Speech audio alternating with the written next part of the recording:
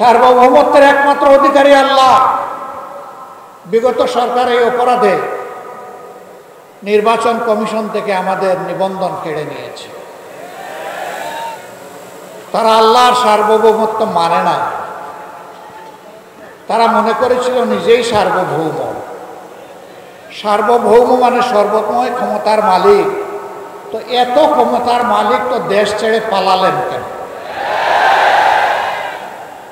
সেই ক্ষমতার দাপটে কিয়ামত পর্যন্ত টিকে থাকার চেষ্টা করতেন।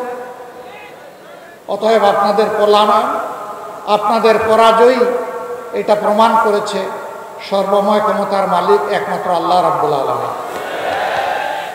আল্লাহ বলছেন, ক্ষমতা আমি দেই, ক্ষমতা আমি কেড়ে নেই। ইজ্জত আমি দেই, ইজ্জত আমি কেড়ে নেই। বাংলাদেশ জামাতে ইসলামী সেই আল্লাহকেই একমাত্র মালিক হিসাবে কবুল করেছে। আমাদের অপরাধ, আমরা কেন বললাম যে সমস্ত ক্ষমতার মালিক একমাত্র আল্লাহ তাআলা, সার্বভৌমত্বের একমাত্র অধিকারী আল্লাহ। বিগত সরকার এই অপরাধে নির্বাচন কমিশন থেকে আমাদের নিবন্ধন কেড়ে নিয়েছে। তারা আল্লাহর সার্বভৌমত্ব মানে না। তারা মনে করেছিল নিজেই সার্বভৌম। সার্বভৌম মানে সর্বময় ক্ষমতার মালিক। তো এত ক্ষমতার মালিক তো দেশ ছেড়ে পালালেন কেন? সেই ক্ষমতার দাপটে কিয়ামত পর্যন্ত টিকে থাকার চেষ্টা করতেন। আপনাদের পরাজয় এটা প্রমাণ করেছে সর্বময় ক্ষমতার মালিক একমাত্র আল্লাহ রাব্বুল আলামিন। এও আমার কথা নয়, এটাও আল্লাহ তাআলার কথা। ক্ষমতা দেওয়ারও মালিক আল্লাহ, নেওয়ারও মালিক আল্লাহ। ইজ্জত দেওয়ারও মালিক আল্লাহ, আবার ইজ্জত কেড়ে নেওয়ার মালিক আল্লাহ।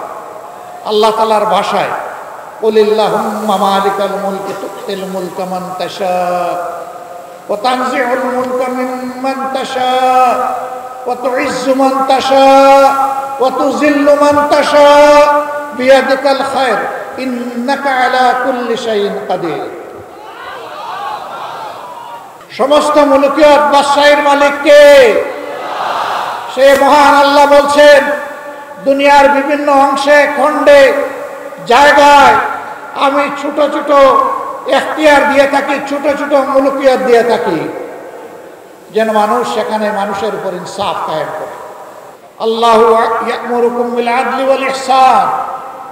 আল্লাহ তোমাদেরকে নির্দেশ দিচ্ছেন তোমরা যেন ন্যায় বিচার প্রতিষ্ঠা করো, আর মানুষের প্রতি তোমরা যেন সম্মান দেখাও, ইহসান করো।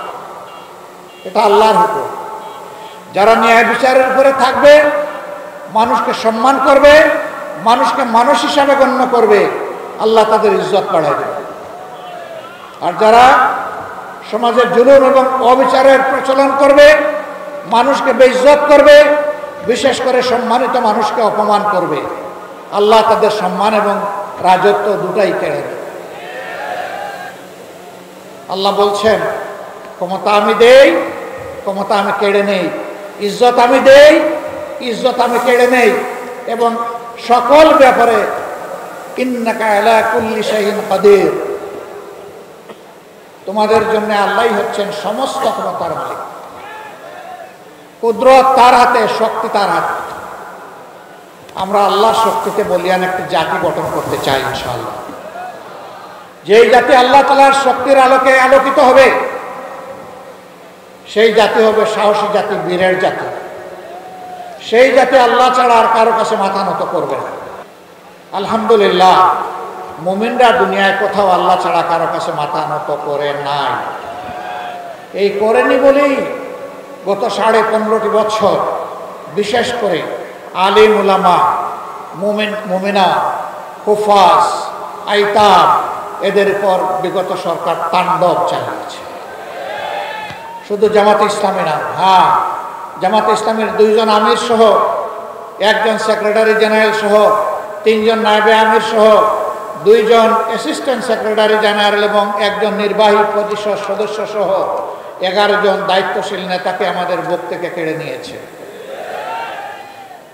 অন্যায়ের প্রতিবাদ যারা করেছে, শত শত আমাদের সহকর্মীকে তারা খুন করেছে, অসংখ্য ভাই বোনকে গুম করেছে।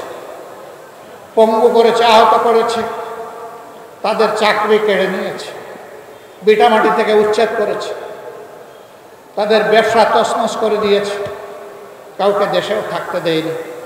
হাজারো মামলায় লাখো সহকর্মী ভাই বোনদেরকে দফায় দফায় জেলে নিয়েছে।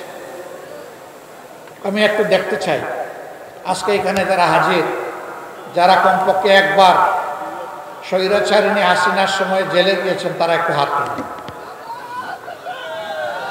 আমার কথা আপনারা বুঝেছেন?